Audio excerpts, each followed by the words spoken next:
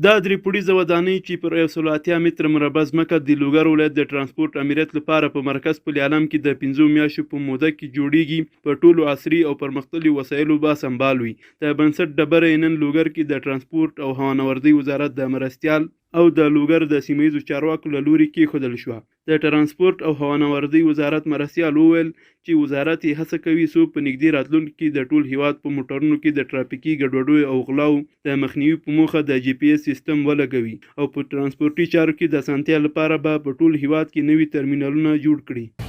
او د دې لپاره یو بل طرح چې د جی پی ایس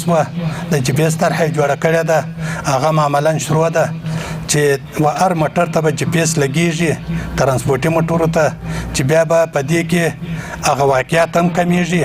د لوګر سیمهیزو مسؤلینو هم په تیر نظام کې جوړ شوي ودانۍ د کیفیت له پلوه نیمګړې وبللې او د دې ودانۍ له قراردادي شرکت یې وغوښتل چې د ودانۍ په جوړښت کې دې کیفیت ته لومړیتوب ورکړي. د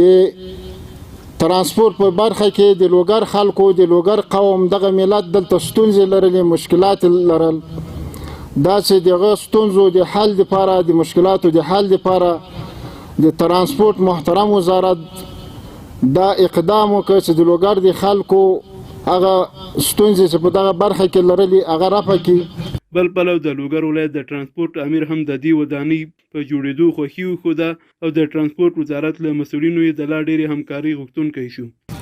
نو که موږ باید ټول د لوګر اداره ده مسؤلین دي باید ټول په دې کې کوشش وکړو چې داسې یو ځای د ترمینال لپاره برابر کو چې په دغه کې په معیاري سطح باندې هغه